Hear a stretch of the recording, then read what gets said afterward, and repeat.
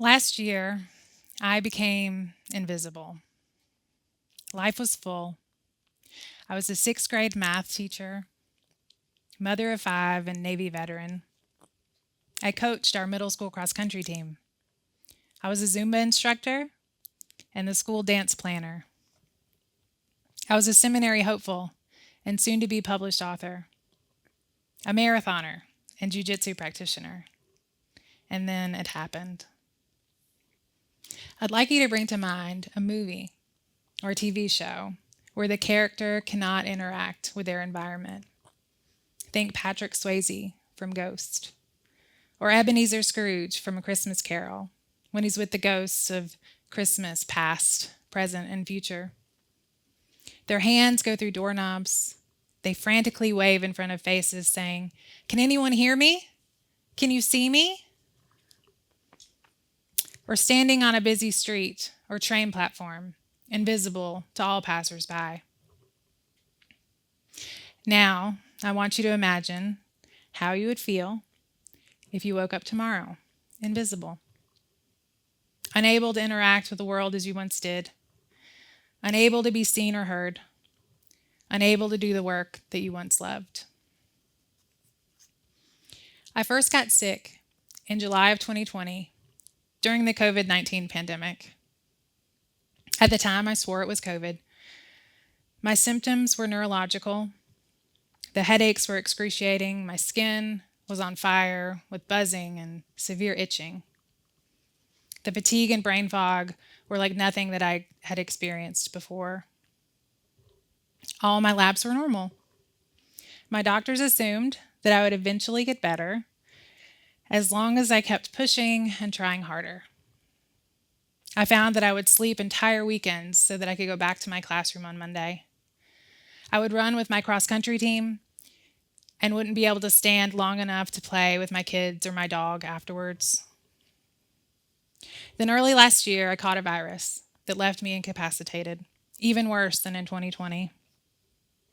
I was no longer able to work or be an active parent or partner. And after almost 4 years with no answers, I was diagnosed with myalgic encephalomyelitis, also known as chronic fatigue syndrome, or ME/CFS. ME is a complex chronic disease that presents with symptoms in multiple body systems. Up to 80% of the time, infection is the cause, like in my case, but stress or trauma, genetics, or environment can all contribute. There is no FDA-approved treatment or cure. Most doctors I've seen have no experience treating this disease, and even worse, some believe myths that have been perpetuated for decades. Also, if there is one thing that you can take from this talk, never give unsolicited advice, like, "Have you tried yoga?"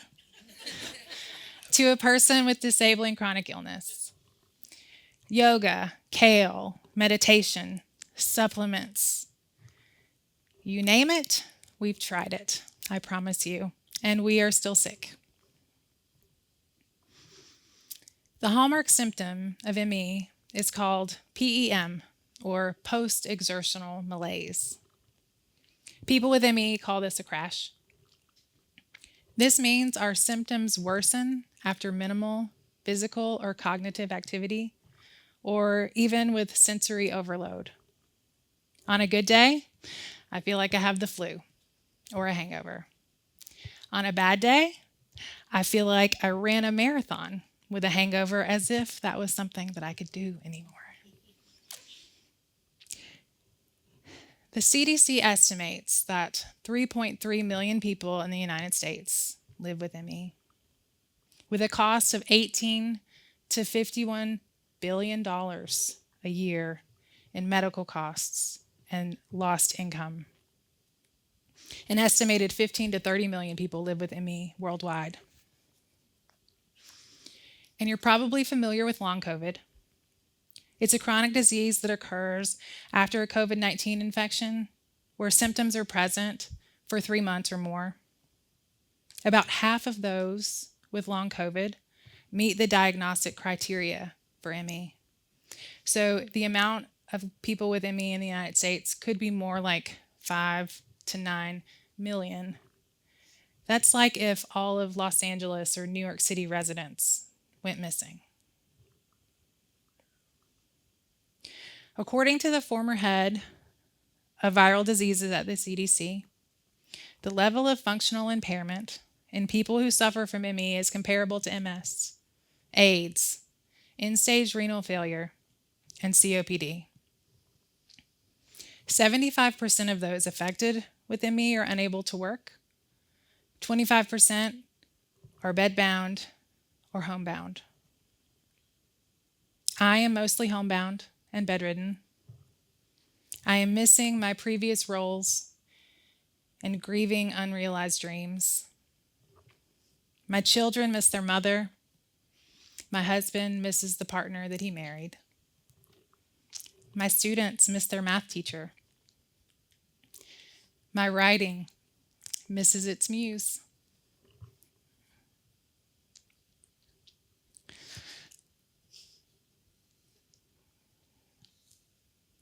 But I am only one. There are so many of us who cannot show up in our communities like we did before. We are the millions missing. In April of 2024, I had the honor of telling my story to members of Congress, alongside other people living with ME, long COVID, and other infection-associated chronic conditions. After sharing my story, I spent several days in a crash, unable to get out of bed. Each speaking engagement, book signing, Zoom call that I attend can lead to a crash and requires a recovery period of days, weeks, or even months. If I'm not careful in preparing with rest and recovering with rest, I could permanently lower my baseline.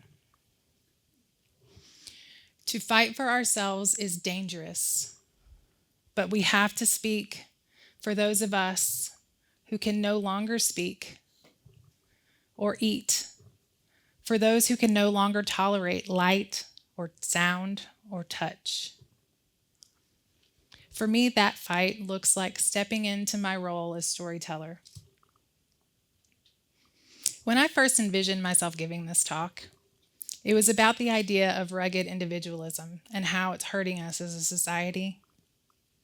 I wanted to share with you the importance of community and how interconnected we truly are. But I couldn't finish the story.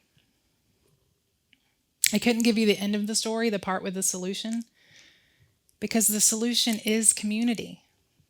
And when you're invisible, community is hard to nail down.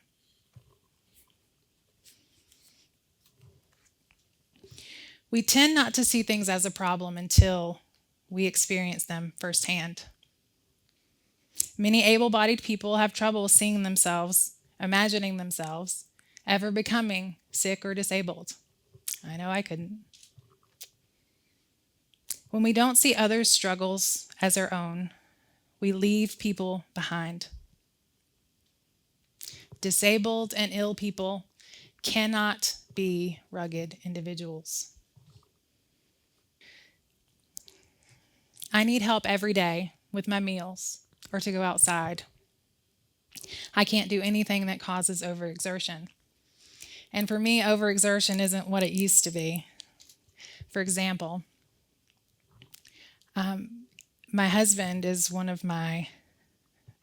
he's my primary caregiver.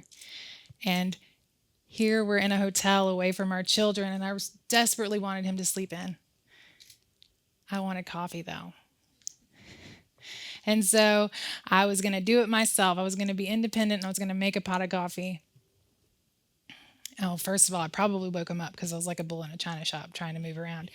But I realized I could only do 2 scoops before I needed to rest, and 2 more scoops before I needed to rest. And thank goodness my husband saw me struggling and was like, "I'll get the coffee, dear." But that is an example for me, what overexertion looks like. While we may be invisible to society at large, the community I've found within chronic illness spaces in the internet has been my biggest asset. I'm a member of SolveME Action Georgia. We show up for each other from our beds. We talk about our treatments, what's working and what's not working. We cry with each other over frustrations, and we laugh with each other and share our joy in spite of living with ME. We meet for advocacy, action, and to support one another. We are so happy to see each other, but so sad that we have to. My friend Josie has been sick for 32 years, since she was 11. She dreamt of being a doctor when she grew up. There's my friend Jess, who can no longer work as an art teacher. Billy used to produce and perform musical theater. He can no longer go to the theater. Lisa's been sick since the 70s. She wasn't diagnosed until the 80s. And my friend Betsy is a writer and a music minister, sick since 2016. She requires daily infusions, but the trips to the infusion center almost undo the benefit of the treatment. And there's Wilhelmina and Timber, Myra and Liz, Aaron, Megan, Lori, Scott, Corey, Leanne, Rachel, Jill, and Sherry. These are my friends and my lifesavers. They, along with my family and my caregivers, are how I've made it this past year. But these are just a few of the millions missing. So, how do we make the invisible visible? Ask who is invisible to your organization. Who are you leaving out? Who's missing from your planning meetings? Who are you not even considering? Who never came back to work after the pandemic? We are the millions missing. Include virtual options for events and remote options for jobs that can be done from home. This opens up the world to those of us who are homebound or bedridden. And really, it makes the world more accessible for everyone. Advocate for research for this and other underserved diseases. Follow and donate to organizations like ME Action and SolveME, and participate in the actions that they recommend to support the millions missing. Amplify our voices, share our stories. Remember the visualization at the beginning. That feeling of being unable to interact with the world as you once did. Unable to be seen or heard. Unable to do the work that you once loved. We are all one experience, one circumstance away from being invisible. One virus, one accident, one tragedy. No one among us is immune from the human experience. We are interconnected, and none of us can live without community. Whether we're healthy or sick, able-bodied or disabled, we all need to be seen and heard. So please join me in making the invisible visible by seeing